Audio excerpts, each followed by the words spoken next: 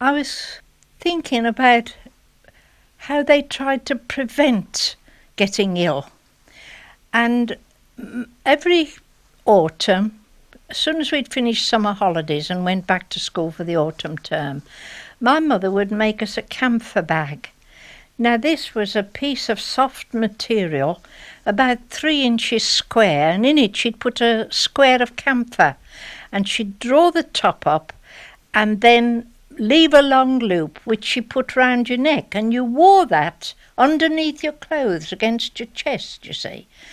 I mean, all my friends had them. You could see the girls getting them out and smelling them sometimes when we were at school. But they'd stay there on your chest all through the winter or until they evaporated. Then my mother would make you a new bag. And if you went home from school and you were snivelling a little bit with a cold and nose running, she'd say, "Oh, I'll have to rub your chest with camphorated oil tonight." And if she thought that you were a bit feverish, she'd give you a spoonful of Fennin's fever curer. Now this, I've no idea what was in it, but it was so bitter that she had to put it into a glass, and then you sort of sipped it a little bit at a time on your tongue. It was impossible to swallow it.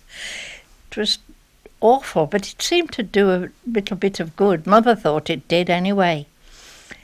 Now, if you'd got a cold on your chest, coughing when you came home from school, she'd say, "Oh dear, you'll have to go to bed. You'll have to go to bed early tonight. You've got to get rid of that. You can't go to school with a cough like that."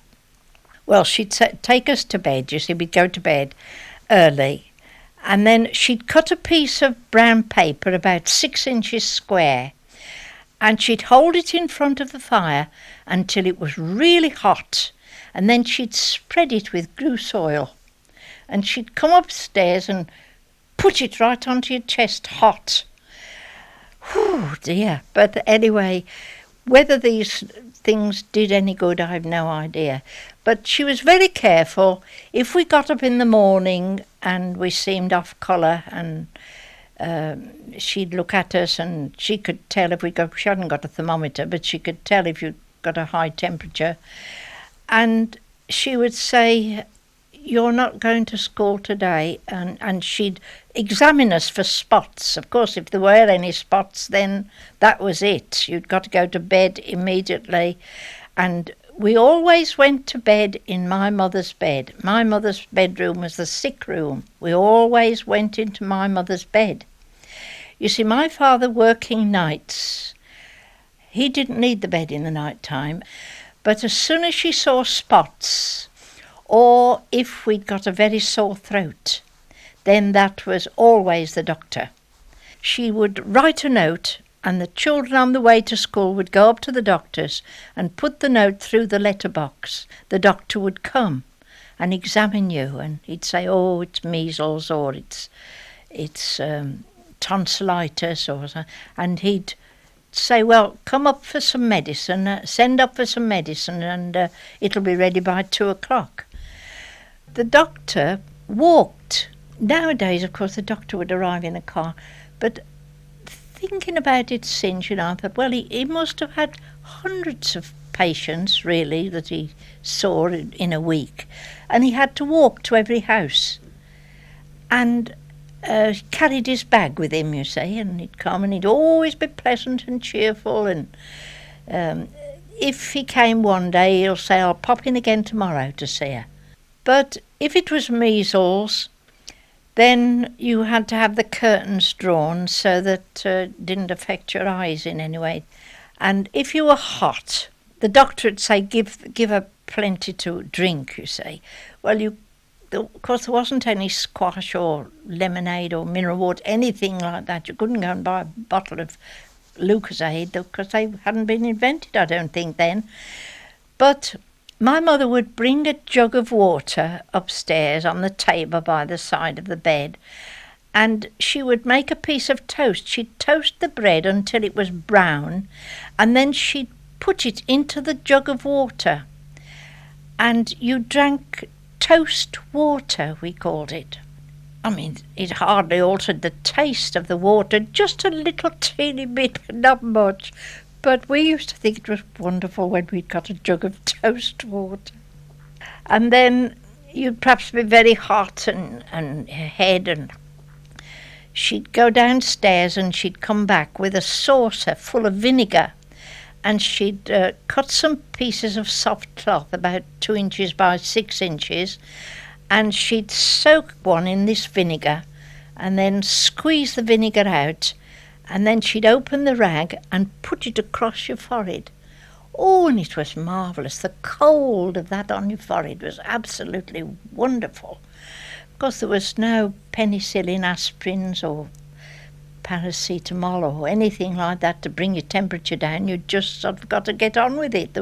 They didn't seem to have anything to bring the temperature down. We had a fan to fan us and that kind of thing. I can see my mother now, about every half an hour she'd be up putting another vinegar rag on your forehead, you see, to keep you a bit cool. Now, if you had diphtheria or scarlet fever, then you had to go away to the fever hospital, and he would arrange for it was like a covered-in cab, really, in dark wood, drawn by 2 horses, so that it could get a speed up, you see.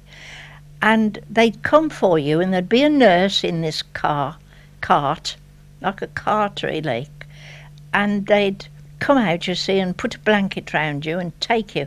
Now, your mother wasn't allowed to go with you. You had to go. They didn't allow parents in the fever hospital at all, at any time.